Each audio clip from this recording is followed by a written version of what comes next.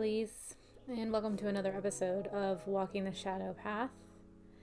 It's actually been a couple weeks since I last recorded this, so, you'll hear this in sequence, but I've had some time in between the last podcast you heard and this one. And I took some time because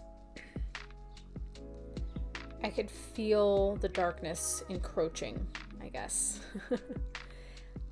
While I was loving what I was, saying on the podcast, or, while I was, I want to document the darkness. That's why I'm doing this. I don't think this podcast is just, it's never been my mission for it to be this like happy-go-lucky, inspirational, like rah-rah kind of vibe.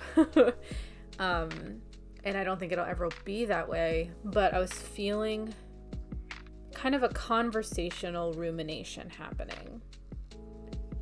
Sorry if you hear juicy noises, Wesley. I actually have this on my bed today, and Wesley's sitting next to me, so we've got cozy vibes today, but he's here being juicy.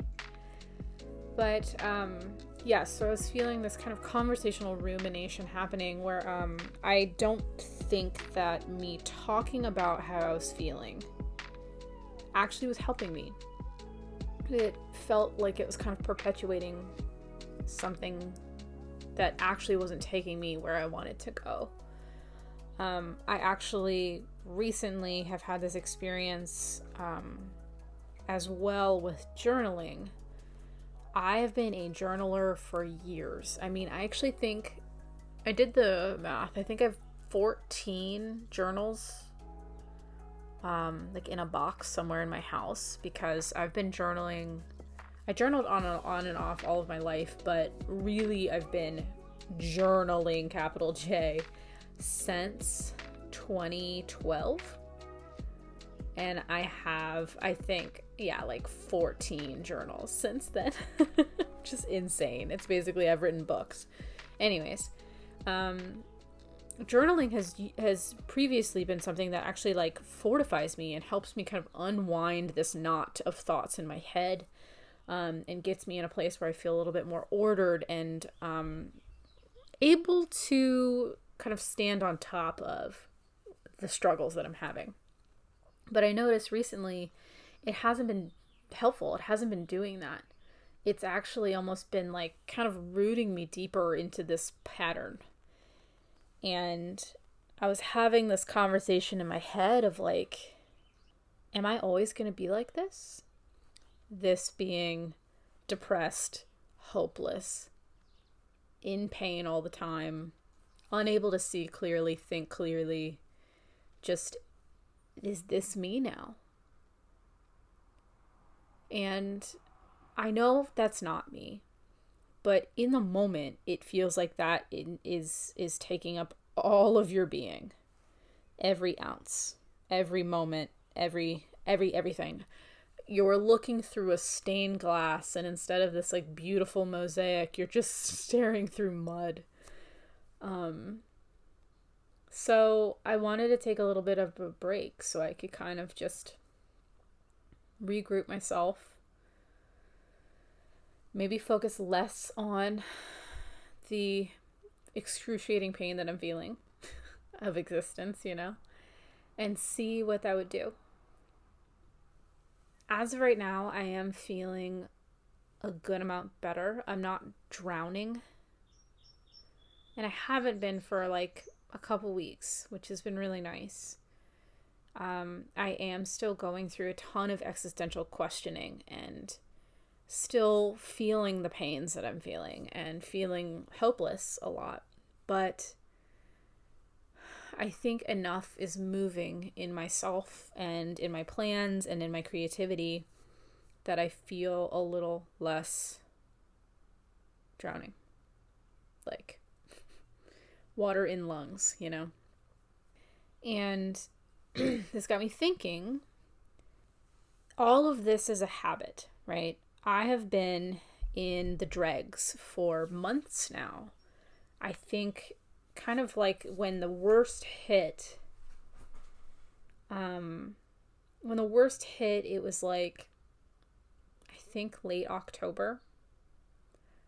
And just recently I've been coming out of it. So at least 6 months of this regular doom and gloom, complete hopelessness, just unable to move forward in any direction kind of existence, where I wake up every day and I don't really have hope or a plan, or, there's been some hobbies that I've been doing. Like I've been knitting a ton, which is lovely, but it's more of a repetitive thing. And while I do have something finished at the end of it, it isn't something that's actually going to like lead me forward in my like career, which is a big source of my existential dread, right? Not having a focus, not having a thing to work towards. I was in this habit of just kind of continuously thinking about the anguish I'm feeling, about the listlessness, about, pain and loss and grief. And, I'm not, in me talking about this, I'm not saying at all that like this is a buck up and think about something else kind of moment, but this is a habit forming moment. If I kind of take a step back, my habits were kind of keeping me locked in this state of feeling just shitty. So, for example, I would wake up every morning, I would get on my phone, which would immediately put me in a bad mood, because I would look at Pinterest, and my Pinterest, I think I've mentioned in a previous episode, just like ended up catering itself towards the like sad quotes and stuff. And so I'd go on there and it'd kind of perpetuate this mood, or it'd immediately get my mind thinking about like the loss that I've experienced, or like, I would get things that are like 7 things to do when you're feeling existential depression. And so of course I would wake up and start thinking about existential depression and how I like suck, And so that would roll forward into, I would go and sit at my journal and I would go and start to write. And then my writing would always be about the same thing because I was in the same pattern, right? And so I'm thinking a lot recently about the book Atomic Habits by James Clear. James Clear. Good job, brain. James Clear. Which I have to do, I think, like a video or something about this book at another time. But I think it's one of those books that like it's the witchiest non-witch book I've ever read. It's something that really feels it resonated with me thoroughly when I think about it in the magical context. But one of the main things that he emphasizes is this rehabilitation of goal setting, rehabilitation of habits and habit forming. And of course, part of the book is about taking bad habits and kind of reprogramming them and how to do that so that you're no longer feeling the like withdrawal that comes with trying to break a bad habit, right? So there's that part of the book. But the thing that really like stuck to me and I really took in was the fact that like we should not as humans be super goal oriented, in that there is a destination down the road and that's the only thing I can think about. That sets you up for disappointment because really you're just thinking about that destination. You're not thinking about how you're getting there. You're not setting yourself up for success. It's the idea of like, say I want to write a book. The writing of the book is this success-oriented, capitalist-oriented thing, right? It's this really long-distanced thing. It also is laced into it this idea of like, do you want to write a book or do you want to publish a book? Because those are two different things. So in Atomic Habits, what he's emphasizing is we shouldn't be overly goal-oriented because that actually doesn't give you a structure to stand in between where you are right now and that goal. There is no structure. You're more or less setting yourself up for disappointment because you're not giving us, you don't have a scaffolding at which to like hold yourself up. Instead, what James Clear argues is that we should be focusing on the connection point between now, which of course is an ever moving, always dynamic place, and this thing that you wish to bring into the world or do or experience. And so knowing that now is an ever-changing thing, what he asks you to focus on is feeling. How does something feel to you? So if I'm using the example of writing a book, what the emphasis should be on is how you feel writing every day. Does writing every day make you feel good? Does it make you feel whole? Does it make you feel open and ready to continue forward? Are you a person that actually doesn't like to write every day or likes to write in chunks? Well, that's a different way of doing it too, but focusing on that feeling, that kind of dopamine hit of the small movements, more or less, that is what's actually going to get you to that goal, as opposed to just thinking of like, I just want to publish a book. That's not going to happen. It's not something you can do overnight. You have to really be focused in on it. So that's just like super bare bones explanation of this book. But I keep thinking about it because I keep having this perspective of like, I just want to be happy already. I just want to be out of this gross muck already. I just want to like have my metaphysical shop that I'm running. I want to have income where I'm not, relying on a job where I'm not the boss. I want all of these. I want to be living in my cabin in the woods, like all of these endpoint things. And the main thing is, I want to be happy and out of this shithole that I'm in. But when I look at my habits, when I look at my daily life, when I look at the minutia and the scaffolding that I have set up for myself right now, it actually doesn't lead me to that point. It leads me to feeling destitute, feeling lost, feeling hopeless. It no longer leads me to the healing of grief that it thought it did. It instead leads me to a place where I continue the same narrative. So, inversely, I've been thinking about what habits I want to put into my life, that I want to start with, that I want to continue to nurture and play with and witness, so that I could actually make it towards the things that are feeling good to me. They might not be end routes, they might not be end all be all, but they are something that feels good and optimistic and enlightening. So that's what I've been doing over the past couple of weeks. I still go on my phone when I wake up, but one thing I did do for my Pinterest is I deleted the board that kind of influenced seeing all the sad quotes. I just straight up deleted it, so I didn't actually see it. I also don't go on Pinterest as much anymore. Or I save one recipe and then literally my entire feed becomes recipes. So if you need that hack, please do it, because it works for me every time. Doesn't matter how many times I post or I save something witchcraft related, it never sticks. But if it's food, my entire feed becomes food. Anyways, that's something I've been doing. I've been going outside all the time.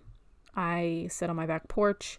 I literally went on a hike at 6 a.m. this morning, and it was life-changing. Oh my God, it was so beautiful.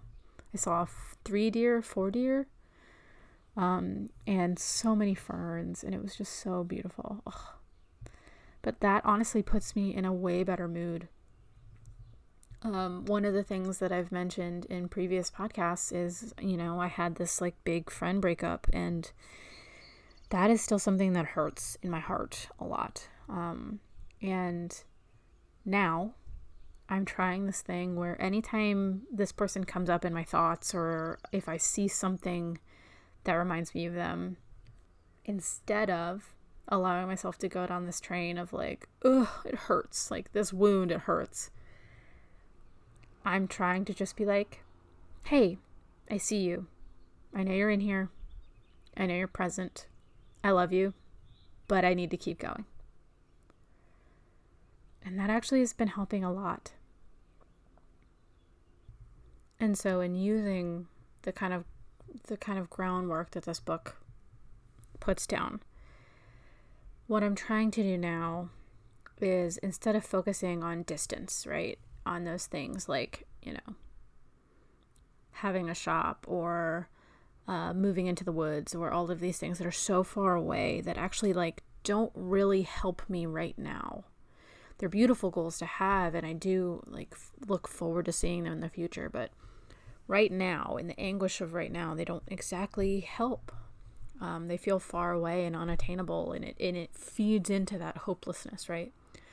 So thinking about this book and the appreciation of feeling and connected feeling and presence, daily presence, as opposed to faraway goals, what I'm trying to do is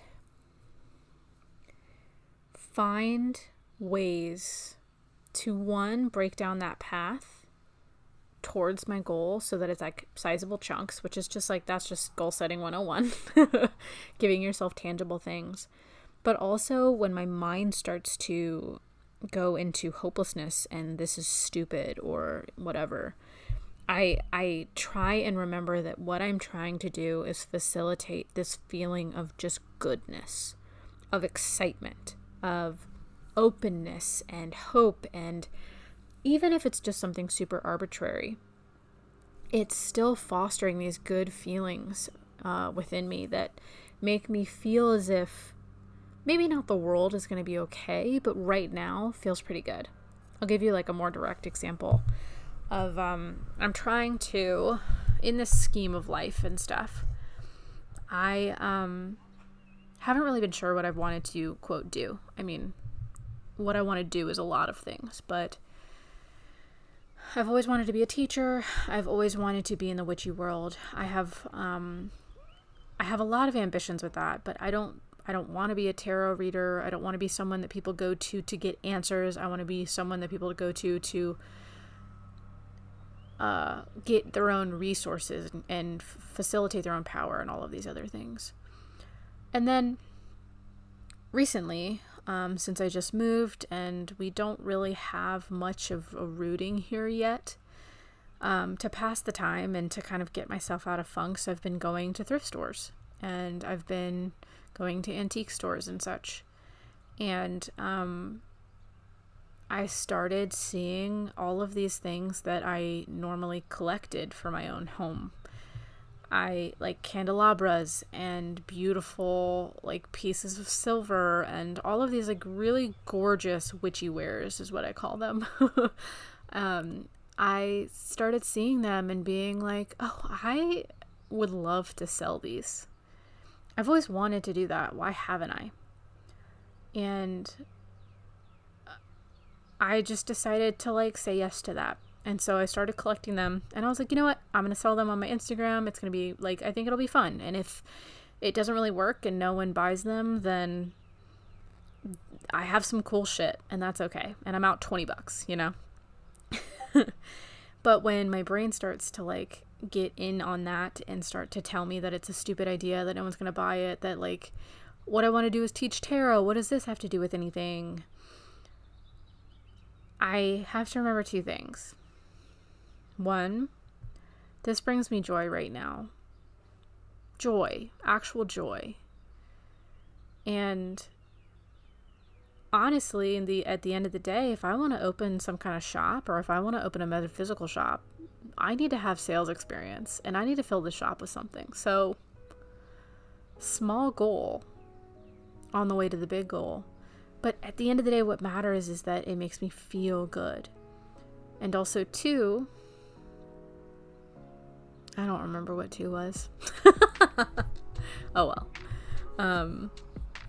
Regardless, I'm focusing specifically on how it makes me feel. When the hopelessness comes and that habit of kind of shitting on my own stoop, so to speak, comes back, I just have to remember that I feel super creative when doing this.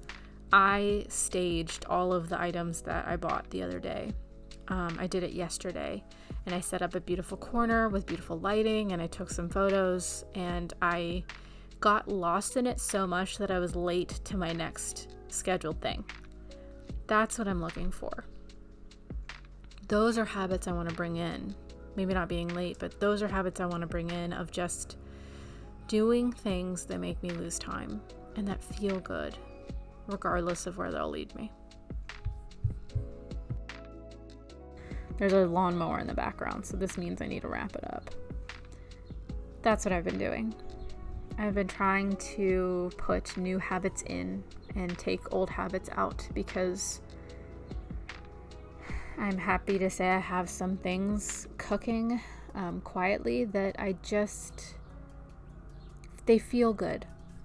And they might not be life-saving, they might not be prophetic, they might not be the end-all be-all, but they are something that kind of makes me perk up a little bit. And so that's worth working towards, right? Okay, I think that's it for today's podcast. Thank you for listening. And if you have any questions, or if you've read that book and you actually felt similar or want to know more about the book, let me know. Send me an email at lightbringerrituals@gmail.com, and I would love to chat with you more about it. The book, once again, is called Atomic Habits by James Clear, and I enjoyed it quite a lot. On that note, I'll see you next time. Bye.